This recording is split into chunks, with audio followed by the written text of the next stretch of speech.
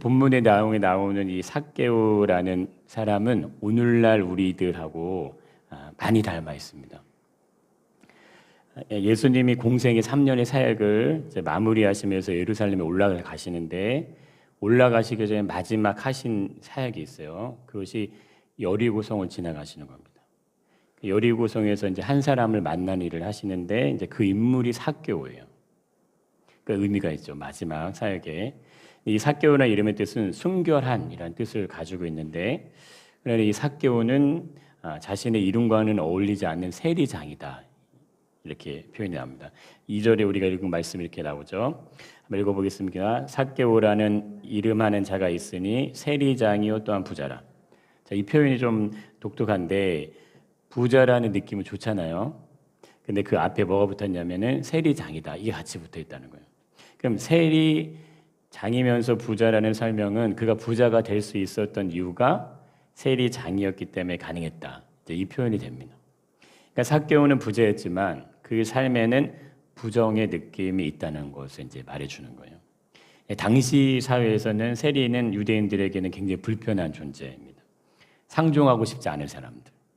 그들은 로마 제국을 위해서 일하는 사람들이죠. 자신들의 민족에게 세금을 징수하는 일을 했습니다. 돈에 민감한데 그것도 로마를 위해서 일하는 사람들이 싫어할 수밖에 없잖아요. 우리는 이제 일제 강점기를 지났기 때문에 이런 이미지를 잘 알고 있어요. 그래서 배신자, 반역자 이런 의미로도 불리는데 세금을 징수하는 일을 했다고 하면은 정직하게 했을까 하는 거죠. 근데 그렇지가 않다는 겁니다. 당시의 세리들은 힘을 가지고 있어요. 제국이 있기 때문에. 그러니까 특권을 가진 거죠. 그러니까 특권이 주어지면 그것을 선하게 써야 되는데 대부분의 세리들은 그렇지 않았다는 거예요. 근데 이게 삭개오도 예외는 아니었습니다. 그러니까 이들은 사회적으로 죄인 취급을 받았어요. 인정받고 존경받는 일이 일어나지 않은 이 세리들에게는, 그러니까 사람들부터 인정받지 못하는 삶을 사니까 어때요? 굉장히 고통스럽죠. 삶이 슬픈 현실을 맞이하게 됩니다. 자신들의 삶이 의지하는 상관이 없는 거예요. 직업적인 것으로 세리라는 직업 때문에 사람들로의 죄인직을 받게 되는 거예요.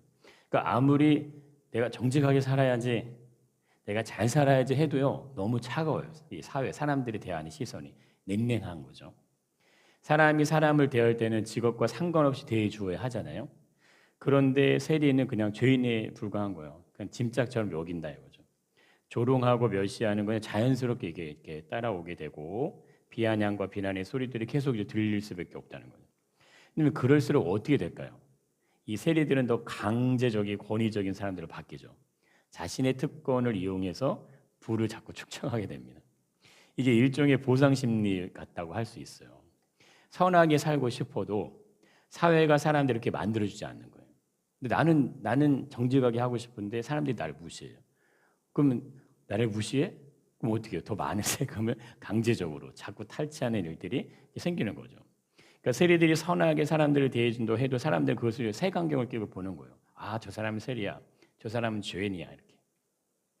그럼 사람들이 외면과 배척을 막 당할 때마다 그 무엇으로 그걸 채우냐 이거예요.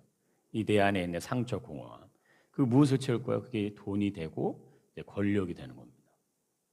사람들은 자신들 안에 채워지지 않는 부분을 이게 뭔가를 대신하는 것들이 있어야 되는데 자연스럽게 그런 것들이 자리를 할 수밖에 없다는 거죠. 이것이 악순환과 같은 고리로 자꾸 돌아가는 겁니다. 이 오늘날 우리 사회의 구조적인 모습도 이렇게 돌아가고 있다는 거예요. 선순환이 되어야 되잖아요, 구조적으로. 근데 이것이 그렇게 돌아가지 않는다는 거예요. 우리가 지금 날씨만 보셔도 아시잖아요. 너무 더워요. 근데 그러면 사람들이 자꾸 에어컨을 막 킨다 이거예요. 너도 나도 에어컨을 켜요. 근데 에어컨을 계속 켜면 어떻게 돼요? 더 더워진다 이거죠. 이게 어려운 부분이에요. 이게 이제 선순환으로 해서 돌아야 되는데 이게 반대로 계속 도는 거죠. 그러면 세리들은 자신들의 멋대로 세금을 징수합니다. 백성의 재산을 착취해요. 근데 이건 어쩔 수 없이 이렇게 돌아가는 구조처럼 만들어져서 돌아간다는 거예요. 마치 허가받은 도덕이다 이런 표현이 맞는 것처럼. 그런데 이 불의한 세리들을 지휘하는 인물이 누구예요? 그가 삭개오라는 거예요. 삭개오. 그렇다면 이 삭개오라는 사람은 달랐을까 하는 거예요. 근데 전혀 다르지 않다는 거예요. 똑같은 인물이었다. 자, 그러면 왜 예수님은 예루살렘을 올라가시기 전에 여리고를 지나가셨냐 하는 거예요. 그곳에서 하실 일이 있었습니다. 그거는 삭개오를 만나는 거예요. 이게 굉장히 의미심장한 겁니다. 근데 이 반전이 그런데 일어나요. 자, 2절에는 삭개오의 어떤 이 지금 사회적인 신분에 대한 설명이 나오는데 3절에는 삭개오가 어떤 사람인지 설명해 줍니다. 삭개오가 여리고 성으로 예수님이 지나간다는 소식을 들었어요. 그리고서 삭개오에 대한 3절의 설명이 이렇게 나옵니다. 한번 읽어보겠습니다. 그가 예수께서 어떤 사람인가 보고자 하되 키가 작고 사람이 많아 할 수 없다. 이렇게 얘기가 나와요. 자, 첫 번째 반전은 뭐냐면 삭개오의 마음이 예수님에 대한 궁금함이 있었다는 거예요. 죄인인데? 세리인데? 사람들에게 조롱과 멸시를 받는 사람인데? 근데 이 마음에 예수님에 대한 마음이 있다는 거예요. 두 번째 반전은 키가 작아서 많은 사람들 때문에 볼 수 없다는 겁니다. 자, 왜 이것이 반전을 했냐면 믿음은 일방적인 부분으로 생겨나는 것이 아닙니다. 예수님이 여리고성을 막 찾아가셨지만 만약 삭개오가 예수님에 대한 반응을 보이지 않으면 어떻게 되는 걸까요? 예수님 막 지나가시는데 삭개오는 아무 반응을 보이지 않아요. 그럼 어떻게 되는 거냐는 거죠. 그건 오늘 읽었던 1절의 말씀으로 끝납니다. 그냥 예수님이 여리고성을 지나가시는 걸로 끝나는 거예요. 그 다음 이야기는 안 나올 수 있다는 거예요. 예수님을 보았던 사람들은 무수히 많죠. 예수님이 행하신 기적을 간접적으로 목격했던 사람들도 너무너무 많아요. 오병이어 기적을 통해서 그 기적을 맡은 장정마 5천 명이죠. 그럼 2만 명에 가까운 사람들이 동시적으로 기적을 경험해서 떡도 먹고 고기도 먹었어요. 그러나 그들은 예수님이 누군지를 모른다는 거예요. 분명 내 눈앞에 예수님이 계시는데 그분이 누군지를 몰라봐요. 기적을 보여줬는데도 몰라본다 이거예요. 근데 우리의 신앙도 그럴 수 있다는 거예요. 많은 분들이요 오랜 시간 교회에 다니다 보면 익숙한 사람이 될 수 있어요. 교회에, 문화에. 근데 정작 예수님을 만난 적이 없을 수도 있다는 거예요. 직분을 받고 신앙의 경험을 쌓아가지만 믿음에 대한 순종, 열정, 사랑은 갈수록 이게 점점 더 내려가요. 올라가야 되는데 식어져 간다는 거예요. 그럼 어떻게 종교적인 모습이 더 강하게 이제 나타나게 됩니다. 근데 이것은 진정한 의미의 신앙의 모습은 이제 아닐 수 있다는 거예요. 이것을 설명해 주는 이제 인물들이 있는데 요한복음 3장에 가시면은 두 명의 사람이 나오잖아요. 니고데모와 사마리아 여인. 두 사람의 공통점은 둘 다 예수님을 독대했어요. 앞에서 예수님을 보고 대화를 나눴어요. 근데 차이점이 생겨난다는 거죠. 니고데모는 스스로 갔잖아요. 근데 예수님이 누군지를 알아보지 못해요. 반대로 사마리아 여인은 예수님이 찾아가셨어요. 근데 여인이 그가 메시아임을 알아봐요. 이게 무슨 차이가 있을까 하는 거죠. 여리고성에는 수많은 사람들이 있다고 분명히 나오잖아요. 그냥 예수님이 삭개오의 집을 들어가신 게 아니에요. 그냥 길을 지나가시는 것뿐이에요. 근데 이 소문을 들었다는 거예요. 모든 사람들이 그래서 다 몰려들어요. 근데 삭개오도 그걸 들었어요. 근데 삭개오는 키가 작아서 예수님 볼 수가 없어요. 사람들이 너무 많이 몰려있기 때문에. 그런데 중요한 건 왜 이 사람의 이름이 언급되냐 이거예요. 수많은 군중이 있고요. 세리들이 있잖아요. 근데 왜 세리의 장인 한 사람을 딱 집어서 얘기하냐 이거죠. 그가 예수께서 어떤 사람인가 하여 보고자 하되 이렇게 표현을 하잖아요. 이게요 얼마나 위대하고 존귀한 일인지 모릅니다. 이 마음이 있다는 것 이것이 은혜예요. 은혜. 내 안에 예수님에 대한 갈망이 있고요. 갈증이 생겨날 수 있다는 것이 인생 최대의 사건입니다. 여러분 이거보다 더 놀라운 게 없어요. 우리가 인생을 살면서 소중한 일들이 많잖아요. 뭐 결혼도 하고 자녀도 낳고 어떤 것에 우리가 또 부도 쌓고 여러 가지 많지만 인생 최대의 사건은요. 내 안에 예수님에 대한 어떤 이 갈망이 일어나는 거예요. 아 예수님 만나보고 싶다. 아 내가 예수님이 어떤 분인지 궁금해. 내가 예수님을 찾고 싶어. 이 마음이 일어나는 게 그게 인생 최대의 사건이에요. 나의 시선과 마음이 예수님을 향해서 열려질 수 있다는 거 이게 최고의 선택이 되는 겁니다. 지금 그 선택을 하셨기 때문에 이 자리에 계시는 거예요. 그게 최고의 순간이 되는 거예요. 모든 건 다 지나가요. 다 지나가요. 근데 뭐는 영원한 거예요? 우리에게 예수님의 영혼을 얘기하신다 이거예요. 우리 육신의 모든 삶은 나이가 들으면 들수록 뭐 다 지나가잖아요. 그래서 마지막 우리가 노년의 죽음을 앞두면 모든 걸 다 손에서 놔야 되잖아요. 근데 예수님은 영원이라는 걸 얘기하신다는 거예요. 여리고성에 모이는 수많은 사람이 예수님을 보여드렸습니다. 그런데 삭개오가 예수님을 보고자 했던 건요, 전혀 다른 거다. 다른 사람들이 예수님을 보려고 모였던 거하고 삭개오가 예수님을 보고자 했던 마음이 다르다 이겁니다. 왜 삭개오는 예수님에 대한 관심을 가졌냐? 삭개오에게 예수님은요, 진짜였다는 거예요. 진짜. 믿음은 진심을 담는 것만이 통하는 겁니다. 이게 굉장히 중요한 거예요. 진심이 담겨야지 믿음은 통하게 돼 있어요. 흉내를 내는 것으로는요, 생겨날 수 없는 것이 믿음이고 신앙의 순종입니다. 내가 예수님을 믿으려고 하고 하나님을 믿으려고 하면 우리 안에 걸림은 뭐냐면은 결국 내 삶이 하나님의 말씀 앞에 순종으로 들어갈 수 있느냐 들어가지 못하냐에 대한 싸움이에요. 근데 그것은 여러 가지 이유로 나를 가로막죠. 내 어떤 상황, 내 어떤 자존심, 내 감정, 또 나의 현실, 많은 부분들이 우리 안에 있게 됩니다. 그러나 그거를요 넘어서는 사람은 들어가는 거예요. 오늘 삭개오가 그런 거예요. 키가 작고 사람이 많죠. 아무것도 아닌 것 같은데 그건 삭개오에게는 아무것도 아닌 일이 아니라는 겁니다. 하나님께서 아브라함을 이삭을 바치라는 얘기를 아브라함에 해주시잖아요. 그럼 아브라함 한번 생각해보세요. 아브라함이 흉내를 내기 위해서 모리아 산으로 가는 게 아니라는 겁니다. 진짜 아들을 번제로 드리려고 하는 거예요. 드리라고 했기 때문에. 고민스럽고 걱정스럽고 염려스럽고 그런 마음을 가는 게 아니고 정말 그냥 드리려고 하는 거예요. 단순하죠? 하나님이 드리라고 했으니까. 근데 아브라함이 그때에 이삭을 바치는 시간까지의 그 전에는요 염려했어요. 근심했고 두려워했어요. 하나님 왜 나에게 아들을 안 주세요? 하나님 왜 나에게 자녀가 없어요? 이거 가지고 늘 이 마음에 근심이 있었어요. 그래서 이스마엘 태어나잖아요. 근데 이삭을 낳고 난 다음에 어느덧 아브라함이라는 사람이요 커져 있어요. 커져 있어요.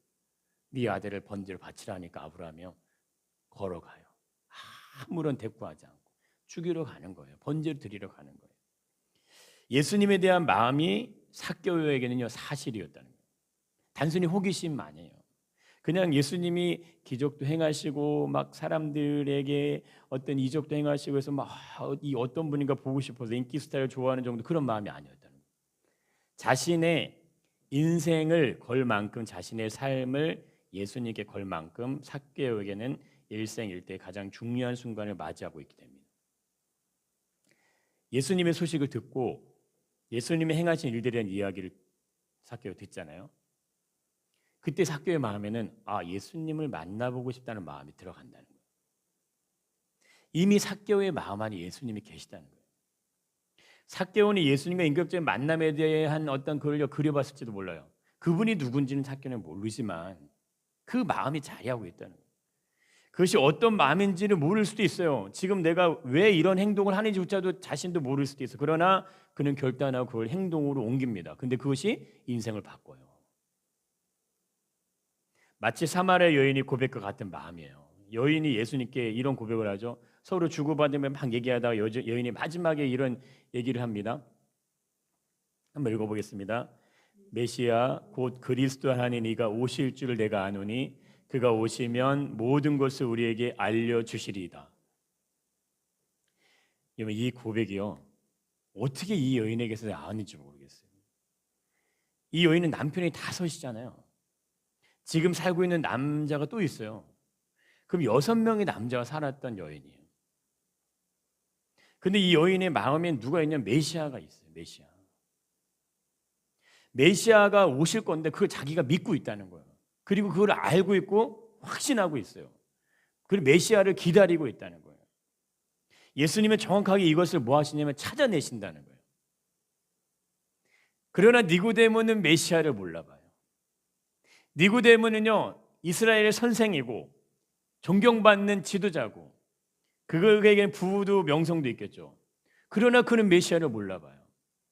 그런데 어떻게 보면은 어떤 창녀와 같은 이 여인, 누구도 이 여인에게 관심이 없잖아요. 누가 이 여인을 상대하겠어요? 이 여인의 이름조차 나오지 않잖아요.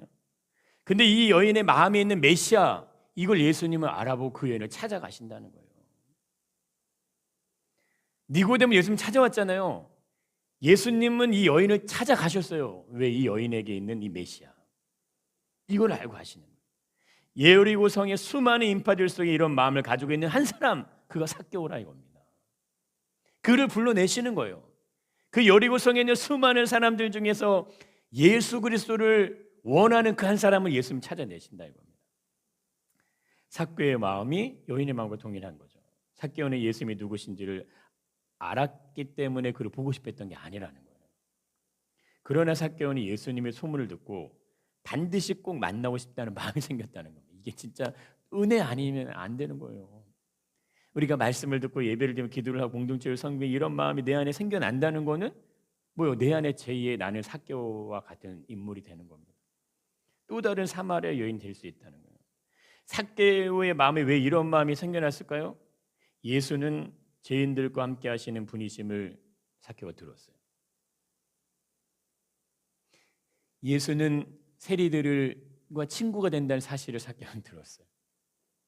가난한 자들을 돕는다는 얘기를 다 들었어요. 삭개오는 사람들에게요, 죄인 취급을 받는 사람이잖아요. 소외되고 무시받고 하찮게 여겨지는 사람들과 친구가 되어주시는 분이 예수님이셨어요. 삭개오에게는 진정한 친구가 없어요. 모두 다 자신들의 이득을 따라 움직이는 사람들, 아니면 자신을 죄인 취급하는 사람들, 이 사람 사이에 살고 있어요. 근데 예수라는 분의 소식을 들으면서 이런 생각이 드는 거예요. 아니 과연 그런 분이 있어? 예수가 진짜 죄인들과 친구가 되어주시는 거 진짜 사실이야? 처음에는 의구심이 가졌을 거예요. 아니야, 그럴 사람 없어. 인생을 내가 지금 살아봤지 세상에 그런 사람은 없었어.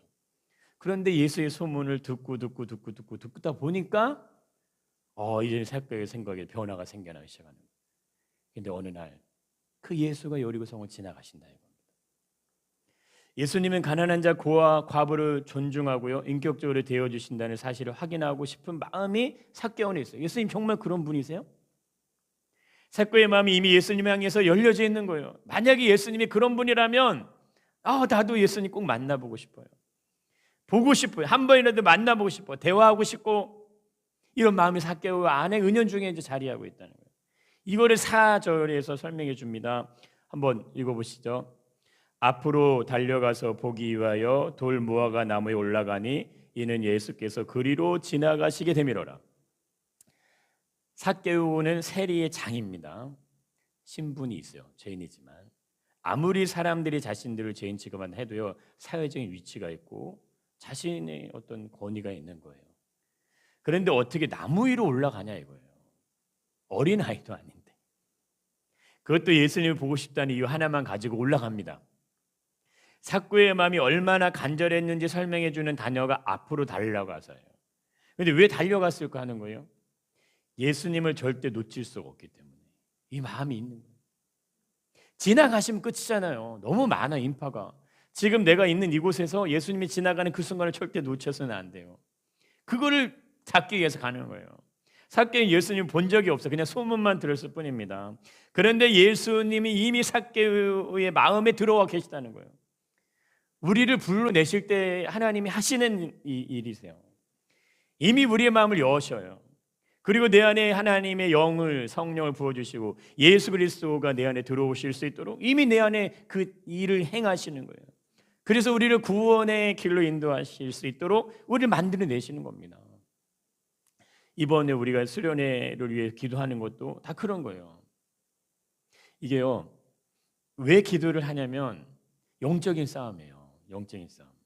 아무것도 아닌 것 같은데 이게 그냥 은혜롭게 지나가야지 이게 우리에게도 굉장히 은혜가 되고 우리의 이 영적으로 우리에게 도움이 되는 거지. 그냥 하잖아요. 그럼 절대 그런 일이 일어나지 않습니다. 그럼 뭔가가 삐걱거리고 뭔가가 힘들고 뭔가 어려운 게 지나. 그러면 그게 굉장히 영적으로 타격이 오게 되는 거예요. 그걸 왜 하냐면 깨어 있기 위해서 하는 거예요. 어떤 행사든 다 마찬가지예요. 우리가 하나님 앞에 부흥회를 하든 어떤 집회를 하든 뭘 하든요, 준비를 하고 우리가 이거를 정성을 담아 드리는 이유는 그 자리에 하나님이 주인이 되실 수 있도록 방해하는 요소들이 있어요. 그리고 우리 마음을 흐트러뜨리는 그런 모습들이 있어요. 근데 그걸 다 사단이 차단하고 정결한 신부와 같이 하나님께 우리 마음을 집중해 드리기 위해서 준비하는 거예요. 굉장히 중요한 겁니다. 이거는 어떤 교회적인 행사를 얘기하는 게 아니고요. 우리의 삶의 기본 자세예요. 우리가 하나님 앞에 예배하는 것과 우리의 삶을 살아가는 모든 것은요, 그런 자세를 가지고 이제 가시게 되는 거예요.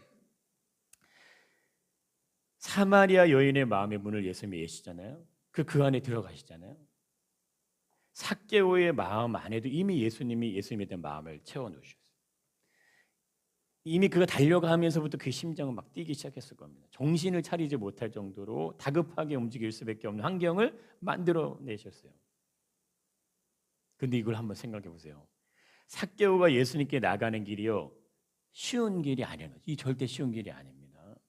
앞으로 달려가서 돌 무화과 나무에 올라가는 행위는 그냥 단순하게 보이잖아요. 그냥 막 뛰어가서 올라가면 되니까. 근데 이건요, 자신의 인생을 걸고 타고 올라가는 거예요. 내 인생을요, 거기다 거는 거예요. 물론 삭개오는 그것이 뭔지 알지 못해요. 그러나 결과적으로 삭개오의 인생을 건 도전은 성공합니다. 우리 인생이 성공하시길 축복합니다. 우리 인생 한 번은 성공해야 돼요. 예수님으로 인해서 한 번은 성공해야 돼요. 그게 예수님을 만나시는 거예요. 어쩌면 아주 작아 보이는 행동처럼 보일 수 있잖아요. 근데 누구도 그 행동을 하지 않아요. 누구만 해요? 삭개오만 한다 이거예요. 물론 삭개오가 키가 작았기 때문이지만 그것이 그래서 반전이라 이겁니다. 키가 컸으면 지나가는 예수님을 그냥 군중처럼 보고 있으면 돼요. 근데 키가 작았기 때문에 어떻게 돼요? 가장 높은 곳에 섭니다. 예수님이 지나가신 그 길에서 가장 높은 곳에 누가 있어요? 나무 위에 올라간 삭개오예요. 이거 뭐예요? 그의 인생이 바닥에 있었으면 이제는 가장 높은 곳으로 삭개를 올려주신다 이거예요. 이게 엄청난 반전이지 않을까요? 다음 주에 보겠지만 높이 있는 그를 향해서 그의 이름이 불립니다. 사람들은 삭개오 이름 부르지 않아요. 세리라고 불러요. 세리라고. 여리고성을 지나가시면 이제 예루살렘으로 올라가셔서 마지막 하시는 일이 그 십자가의 죽음이에요. 근데 이 십자가의 죽음을 앞두고 사역의 마지막 주인공이 되는 사람이 삭개오입니다. 9절과 10절의 의미에 의해서 이거 지금 마침표를 찍어주는 그런 역할을 합니다. 9절에 이렇게 얘기하시잖아요. 읽어보겠습니다. 예수께서 이르시되 오늘 구원이 이 집에 이르렀으니 이 사람도 아브라함의 자손이미로다. 아브라함의 자손으로 오신 분이 누구십니까? 그분이 예수님이시잖아요. 근데 오늘 이 집에 구원이 이르렀다는 표현은 뭐예요? 예수님이 오신 목적이 이 집에 이루어졌다는 내용이에요. 예수님이 오신 목적을 예수를 온전히 이루시고 십자가에 지시러 가십니다. 그 의미가 함께 있게 돼요. 삭개오가 앞으로 달려가서 나무 위에 올라가는 행동의 결과적으로 예수님이 오신 목적을 이루게 되는 순종이 된다 이겁니다. 예수님이 이 땅에 오신 이유와 목적을 완성하는 순종이 삭개오를 통해 일어난다 이거예요. 그래서 예수님이 10절에 이렇게 또 얘기하시잖아요. 인자가 온 거는 잃어버린 자를 찾아 구원하려 함이라. 내가 이 땅에 온 목적이 이거다고 얘기하시는 거고 삭개오를 통해서 이거를 확인시켜 주신다 이겁니다. 사람들이 죄인 취급하는 사람, 그리고 이 사람은 사회적으로 이미 뭐예요? 소외되는 사람이에요. 그러자면 그는 부자라는 거예요. 부자이기 때문에 사람들로부터 소외받은 그것을 부자로 채우는 것뿐입니다. 사람들에게 더 많은 돈을 착취하고요. 사람들에게 더 불합리한 것들을 가지고 그들을 오히려 자기가 받은 상처를 그걸 돌려서 갚아주는. 그런데 그런 삭개오를 예수님이 찾아오신다. 근데 왜 어떻게 이 삭개오의 마음에 예수님에 대한 마음이 들어가 있을 수 있냐 이거죠. 마지막까지 예수님의 사명, 예수님이 이 땅에 오신 목적, 예수님이 하고자 하는 일, 그게 뭐라고 얘기하시면 잃어버린 자를 찾아 구원하는 거다. 이걸로 이 사건을 어떻게 설명하신다 이거. 그렇다면 삭개오의 마음에 예수님에 대하여 진심이었다면요, 그럼 삭개오의 삶이 어떻게 되어야 될까요? 예수님에게 속한 삶으로 바뀌어야 됩니다. 예수님을 닮아가는 삶으로 변화가 일어나야 돼요. 이게 진심이었다면, 그게 만약에 진심이 아니었다면 일어나지 않을 수도 있어요. 그러나 정말 진심이었다면, 현실이 세리들이 제대로 된 사람으로 존경받으며 살지 못하도록 방해를 한다 할지라도, 사람들이 죄인의 모습으로 이 세리들을 취급한다 하더라도, 누구도 세리장을 인정하고 존중하고 인격적으로 대우지 않는다 하더라도 더 이상 사람들을 속이면 안 돼요. 부정하고 빼앗으면서 손가락질 받는 죄인의 모습으로 살아가면 안 돼요. 이제는 어떻게 살아요? 정직하게 살아야 되고 올바르게 선을 행하는 삶을 살아가야 됩니다. 왜 그래요? 예수님께 속한 사람이 됐으니까. 예수님께 속했잖아요. 이제 사마리아 여인이 예수님께 고백했던 메시아에 대한 답변을 듣고 예수님이 이렇게 얘기하시죠. 내가 말하는 내가 그다.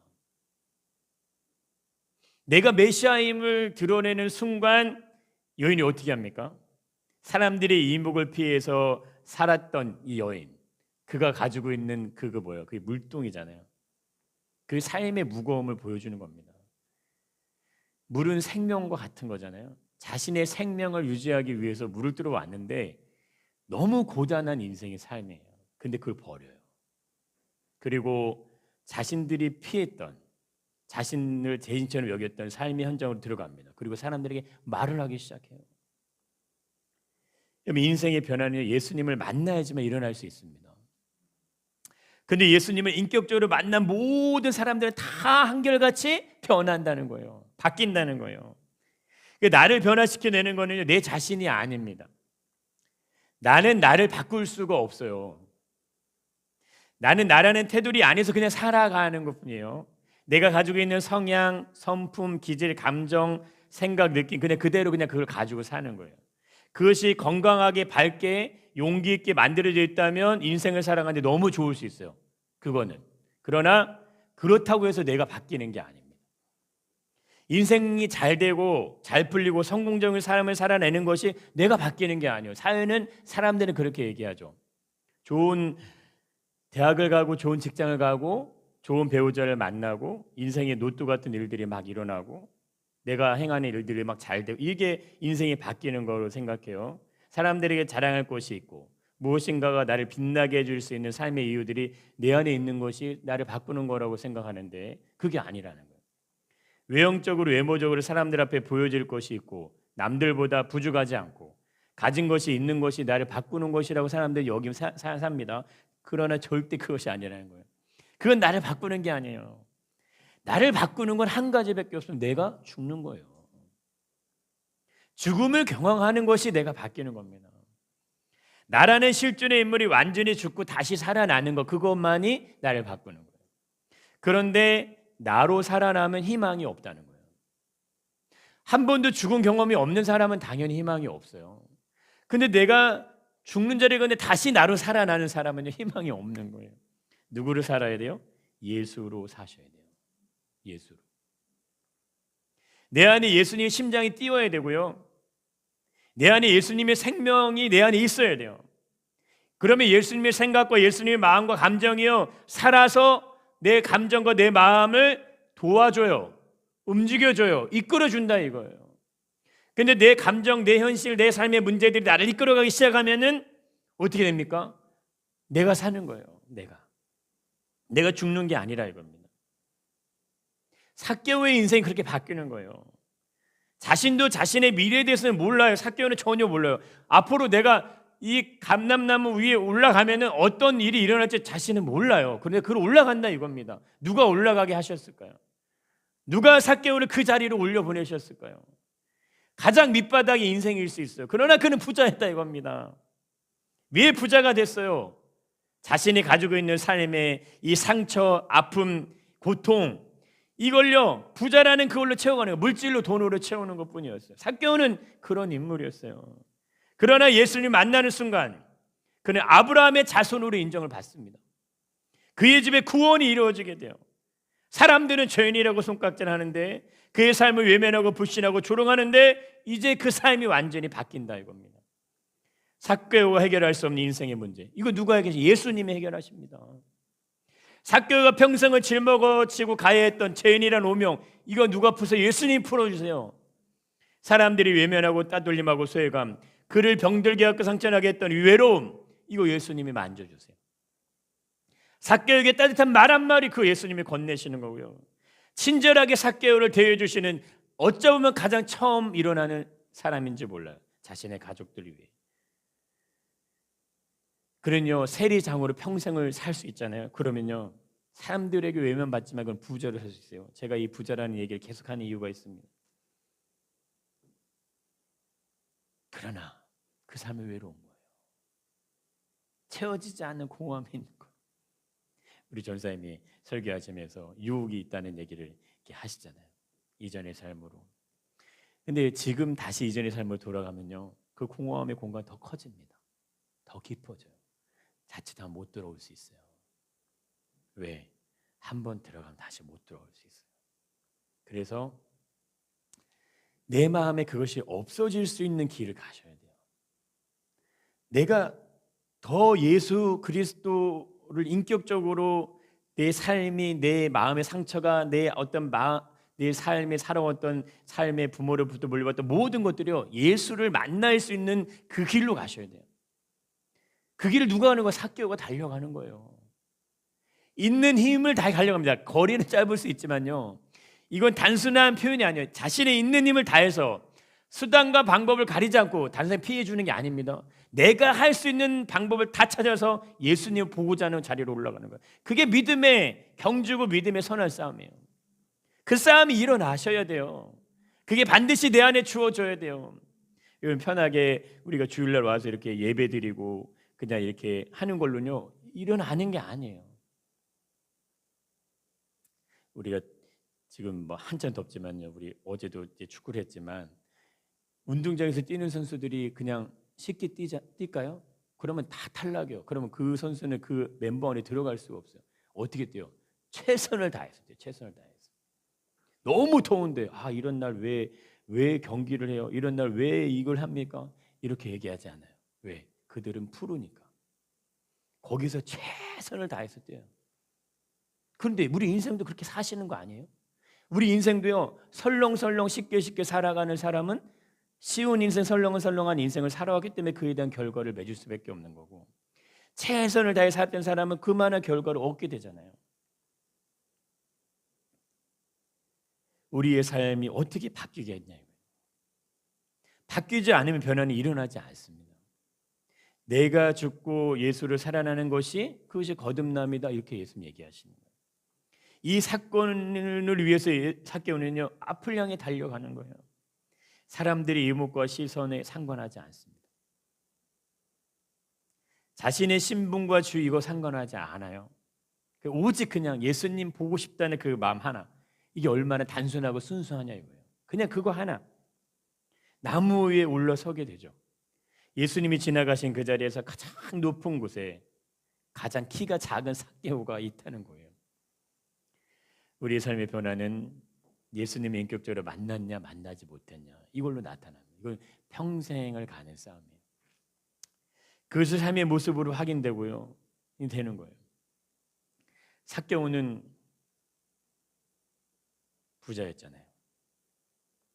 그럼 오늘날 이 시대에 우리가 한번 질문해 보셔야 돼요. 이 땅에서 부자로 사는 게 좋으십니까? 아니면 예수님과 함께 사는 게 좋으십니까? 삭개오 고백하잖아요. 내 재산의 절반을 주겠다고. 자, 이게 누구하고 오버랩됩니까? 부자 청년하고. 예수님 부자 청년 얘기하시죠. 내 것을 다 팔아 가난하게 주어라. 그런데 부자 청년이 그걸 해요? 못해요? 못해요. 근데 삭개오는 어떻게 그걸 합니까? 예수님 삭개오에게 아무런 얘기 하지 않으셨어요. 아무 말도 하지 않으셨어요. 근데 예수님 앞에서 삭개오가 갑자기 이상한 말을 합니다. 내 재산의 절반을 가난한 자들에게 주겠다 이거예요. 그리고 내가 속여 빼앗은 것이 있으면 4배로 갚겠다 이거예요. 그거 뭐예요? 자신의 삶을 회개하는 거죠. 내가 축적한 이 재산은요, 이렇게 얻을 수 없는 거예요. 그러니까 내 자신의 절반을 떼어주더라도 그건 사실 아까운 게 아닙니다. 그건 원래 자기 재산이 아니에요. 불법하게 취득한 재산의 일부일 수도 있어요. 그래서 불법하게 취득하는 4배를 갚겠다 하잖아요. 내가 회개하는 마음으로 그들에게 내가 반성하고 돌아서겠다는. 절반을 떼어주고 4배를 갚으면 삭개오가 뭐가 남습니까? 뭐가 남겠어요? 그러나 그는 뭐가 남아요? 예수가 남아요. 그의 집에 구원이 남아요. 그의 인생이 남아요. 예수님이 인정한 인생으로 바뀌는 삶이 남게 됩니다. 우리가 그런 인생의 삶의 자리에서 늘 예수 그리스도 앞에 우리가 서 있습니다. 그 은혜가 우리에게 충만하게 임하는 길로 가셔야 돼요.